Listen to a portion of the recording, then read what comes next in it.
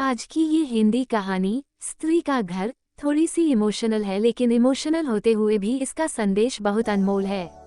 आपकी आंखें थोड़ी नम करने के साथ साथ आपके दिलो दिमाग पर यह कहानी छाप छोड़ जाएंगी, इसलिए इसे पूरी जरूर देखिए। तुम्हें कितनी बार बताया है, मेरे तैयार होने से पहले मेरा नाश्ता तैयार हो जाना चाहिए।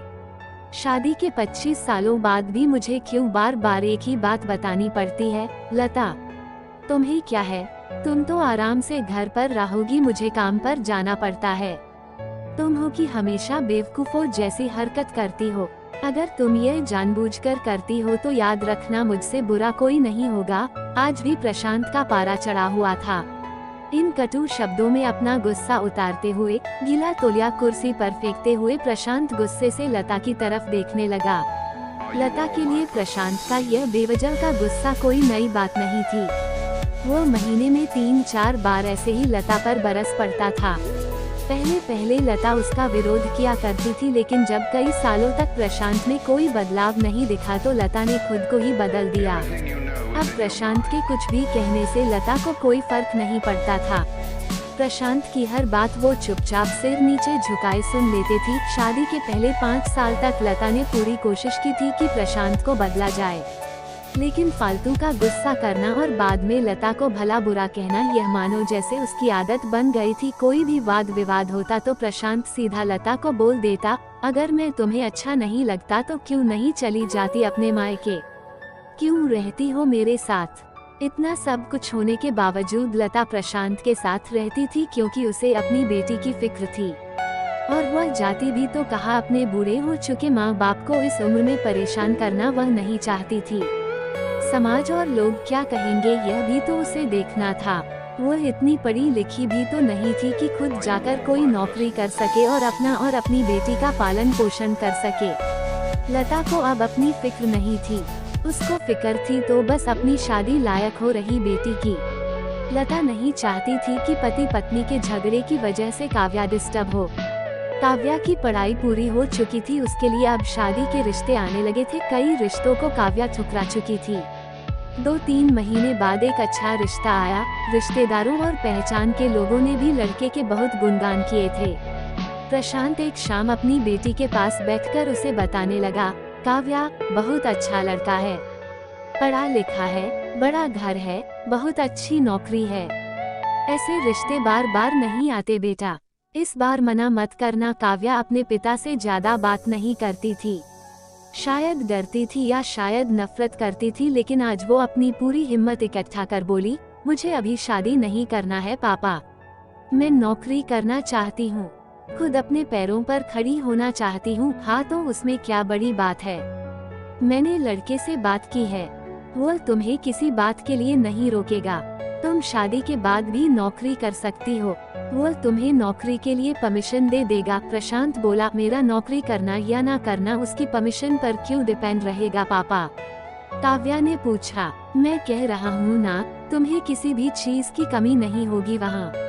ऐसे रिश्ते बार बार नहीं आते, इसे ठुकरा मत, बहुत खुश रहोगी तुम वहाँ। प्रशांत बोला, पापा क्या मैं उतनी ही खुश रहूंगी जितनी मम्मी इस घर में खुश है? काव्या ने तंज कसते हुए कहा, आज तुम्हारी जबान कुछ ज्यादा नहीं चल रही। प्रशांत गुस्से से आंखें बड़ी करते हुए बोला, पापा मुझे शादी ही नहीं करनी है, क्योंकि शादी के बाद अगर वह लड़का आपके जैसा निकला तो मैं क्या करूंगी? मुझे आपके जैसा जीवन साथी नहीं चाहिए जो बिना बात के मुझ पर हमेशा चिल्लाए। मुझे कुछ भी अपनी पसंद का लेना हो तो 10 बार सोचना पड़े, कहीं वह नाराज ना हो जाए। मेरी तबीयत कैसी भी हो उसे परवाह ना हो। रोटी थोड़ी सी मोटी बन जाए तो घर सर पर उठा ले, उसकी चेक बुक ना मिले तो भी मेरा ही दोष निकालें, और हर छोटी मोटी बात पर मुझे मायके जाने के लिए कहे। काव्या ने अपना दिल खाली करते हुए पापा से सब कह दिया। प्रशांत का गुस्सा 7वें आसमान पर था, लेकिन उसके मुंह से एक भी शब्द नहीं फूट रहा था। वो काव्या की बातें सुन रहा था। काव्या उतना ही बोलकर चुप नहीं हुई। आज पहली बार वह अपने पापा के सामने इतना कुछ बोल रही थी। पापा आपने माँ के साथ हमेशा गलत व्यवहार किया है। आप अपने ऑफिस का गुस्सा बिना सोचे समझे माँ पर उतार देते हैं, कभी इस बात की परवाह भी नहीं करते कि उन्हें कैसा लगता होगा। आपकी बातें सुन सुन माँ ने अपना स्वाभिमान खो दिया। प्रशांत आज पहली बार अपने किए बर्तावों को महसूस कर पा रहा था। वो इतना ही बोल पाया, जो तुम्हारा मन है वो करो, मैं तो इतना बुरा हूँ ना। काव्या ने प्रशांत का हाथ पकड़ा और बोली, पापा मुझे सिर्फ एक सवाल का जवाब दे दो, क्या आप चाहेंगे कि मेरा पति आपके जैसा हो? अगर आपका जवाब हाँ है तो कर दीजिए मेरा रिश्ता आज ही, और ना है तो मुझे आत्मनिर्भर बनने दीजिए। प्रशांत कुछ भी ना बोल पाया और वहाँ से चुपचाप बाहर चला गया। आज उसे लता के सामने जाने में शर्म आ रही थी। चलते चलते उसकी आंखों से आंसू बह रहे थे।